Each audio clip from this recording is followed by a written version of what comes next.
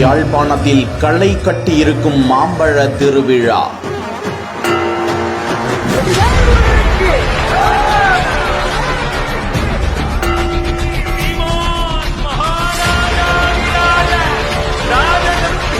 லட்சக்கணக்கான பக்தர்கள் வெள்ளத்தில் ஆண்டி கோலத்தில் சென்ற அழகன்.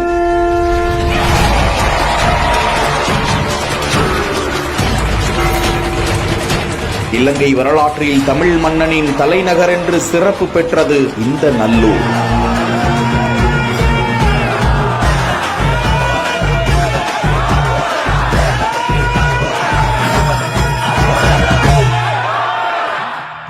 இலங்கையின் வடபகுதியில் அமைந்துள்ள பிரசித்தி பெற்ற ஆலயங்களில் முக்கியமானது முருகனின் அறுபடை வீடுகளுக்கு கொடுக்கப்படும் முக்கியத்துவம் இலங்கையில் உள்ள நல்லூர் கந்தனுக்கும் கதிர்காம கந்தனுக்கும் கொடுக்கப்பட்டு வருகிறது.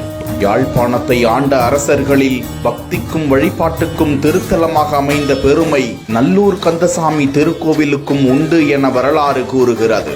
நல்லூர் என்ற பெயரிலேயே நன்மையும் நலனும் பொழிவும் நிறைந்துள்ளதாக பகுதி பக்தர்கள் கூறுகிறார்கள். ஆண்டுதோறும் இந்த கோவிலில் புராண கதையை மையமாக கொண்டு பெருந்திருவிழா நடத்தப்படுகிறது. சிவபெருமானுக்கும் உமாதேவியாருக்கும் நாரதர் வழங்கிய மாம்பழத்தை யாருக்கு என போட்டி போட்டுக்கொண்ட பிள்ளையாரும் முருகனும் முருகபெருமான் மயிலேறி உலகை சுற்றி வர சென்ற போது பிள்ளையார் சிவபெருமானையும் உமாதேவியாரையும் சுற்றி வந்து மாம்பழத்தை பெற்றுக்கொள்ள ஆண்டி வேடம் பூண்டு பழனிமலை ஏறி அமர்ந்தார் முருகப்பெருமான். அந்த ஆண்டி கோலத்தை பறைசாற்றும் விதமாக ஆண்டுதோறும் நல்லூர் கோவிலில் மாம்பழ திருவிழா வெகு விமர்சையாக நடத்தப்படுகிறது. அப்படி ஆண்டி கோலத்தில் முருகப்பெருமான் பக்தர்கள் உள்ளத்திலும் வெள்ளத்திலும் கடந்து சென்று கொண்டிருக்கும் காட்சியை தான் பார்த்து கொண்டிருக்கிறோம்.